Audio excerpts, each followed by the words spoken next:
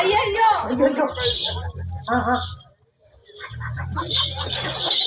నీకు ఈ మధ్య ఏమన్నా చింతకాయలు తినాలనిపిస్తుందా? అవును బావా, అప్పుడప్పుడు చింతకాయలు, పుల్లపుల్లగా మామిడికాయలు, నిమ్మకాయలు తినాలనిపిస్తుంది. మామిడికాయలు కూడా తినాలనిపిస్తుందా? అది కంగ్రాట్స్.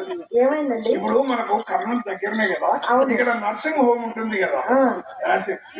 నేను అన్నదానికి మీరు కోపడద్దు దయచేసి. నేను నా బాధను అర్థం చేసుకొని మాట చెప్పాను. ఇది ఎవరు?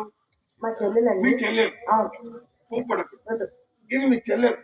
దీనికి ఒకవేళ ఒక పిల్లను పిల్లలను కోపడదు ప్లీజ్ కోపం.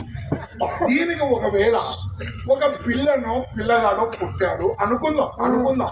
అప్పుడు దానికి మీరేమవుతారు? పెద్దమ్మ అవుతాను. మీరు పెద్దమ్మ అయితే నేను పెద్ద నాయనదే. ఎందుకు దానికి ఎందుకు పుడతారండి పిల్లలు? దానికి ఎందుకు పుడతారు? మీ ఆనందం కాబట్టి ఊర్లో పెడితే కుక్కల హడావిడేవి దానికి పిల్లప్పుడు దీనికి కథనాలు అవుతాడంట. చింతకాయలు తినాలనిపిస్తుంది, మామిడికాయలు తినాలనిపిస్తుంది, దీనికి కడుపు వస్తేనే తినాలనిపిస్తుంది. అది చిన్నప్పటి నుంచి ఇష్టంగా తింటది అవన్నీ.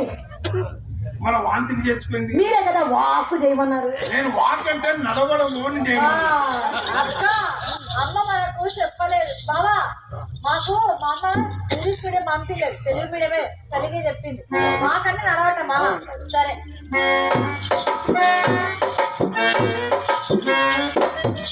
చెడిపోయిన ఆర్టీసీ బస్సును షెడ్డులోకి దోసినట్టుంది దీని ఇది నడుపు అంటే హంస నడక.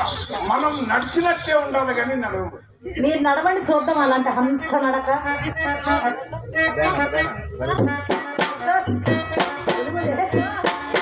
వచ్చారా?